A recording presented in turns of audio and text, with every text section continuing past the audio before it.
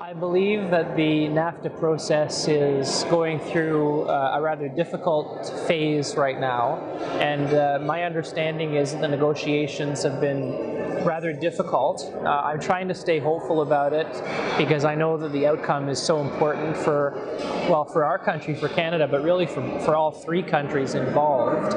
But if there's one thing I've learned through my years of observation of politics and involvement in politics, it's that politics is about very little except interpersonal relations. And when you think about what a monumental accomplishment it was to get the original FTA, the original free trade agreement between Canada and the United States in 1988, and how difficult that was when you had the leaders of those two countries, Brian Mulroney in Canada, two great leaders, Brian Mulroney in Canada and Ronald Reagan in the US, having such a close personal friendship. And when you think about how close they were on a personal level, and that it was still as difficult as it was to get a deal, and you compare the relationship between the current Canadian Prime Minister and President Trump, you can't help but feeling that it's going to be a difficult battle. So my feeling is that it's going to be a difficult road ahead. I'm trying to stay hopeful, but I think there's still a lot of differences between the two countries on a lot of the major issues. Very much so. I believe that both countries do appreciate the other, and we heard that tonight at this event from speeches and whatnot already. Both countries truly do appreciate the other country, but President Trump in particular has a very strong conviction that the United States is getting a raw deal in NAFTA, and that it has to be changed to tilt the balance more towards the United States. I think everyone has to put a bit of water in their wine, and that's inevitably what will happen if a deal is to be consummated. I think everyone will have to give up a little bit, and both sides are surely willing to do that. But I think that Canada is going to have to compromise on some issues that it has for decades defended tooth and nail. Issues like the auto sector and free trade in the auto sector in between Detroit and Windsor, the supply management system for milk and agriculture. Like, Donald Trump is very wedded to the idea that the United States is getting a raw deal when it comes to milk. And Canada has always said they'd never compromise on supply management. But I think that when push comes to shove and when it comes to having a deal or not a deal, if Canada has to give up a little bit of something on that particular issue, they're going to have to do that, and they probably will. It's a great question. So some of the things that I'm hearing from clients and other people I know involved in this space are, when is it going to end? I think there's a lot of uncertainty still about the timelines, right? Because there's certain deadlines and delays that are built into American legislation before a new deal can be approved, right? So Congress has to be consulted about the text of a new law or a new deal. It's a very slow process. I think the number one issue that I hear about is just the uncertainty of it all. If there's one thing that business doesn't like, it's uncertainty. And this whole process and everything that's coming out in the media and everything that we're hearing is creating a lot of uncertainty for business about the future and what the trade relationship is going to look like.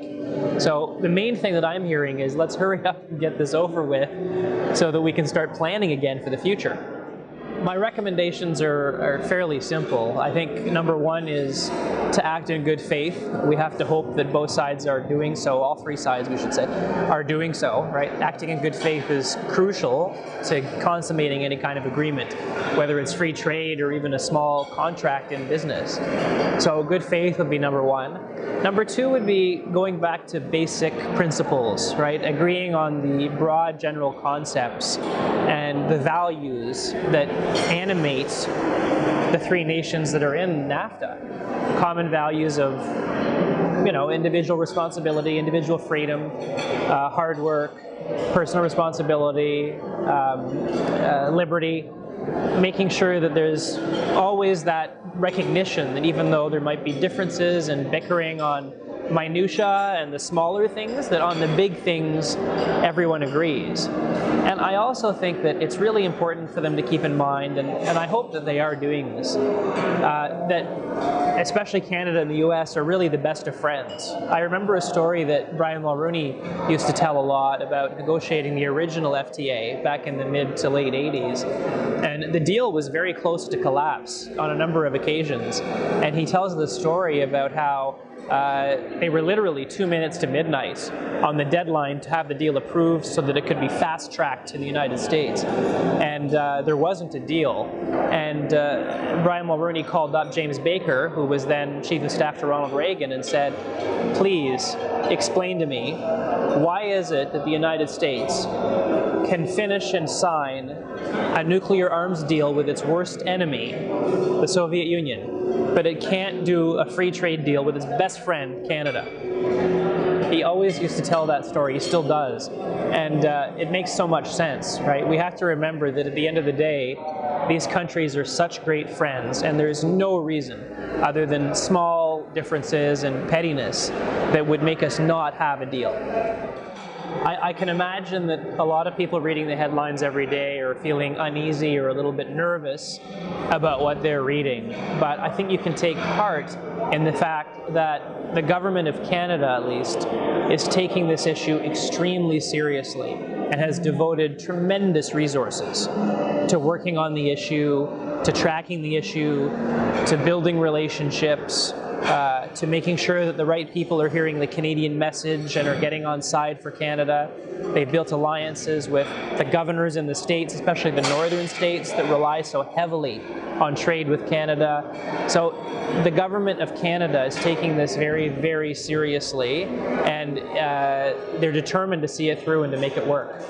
Chrystia Freeland is a very experienced and well-connected person. She was a very well-known person in the journalism world before she entered politics, and has a lot of relationships with key people in this space, especially from her time in New York City when she was a reporter.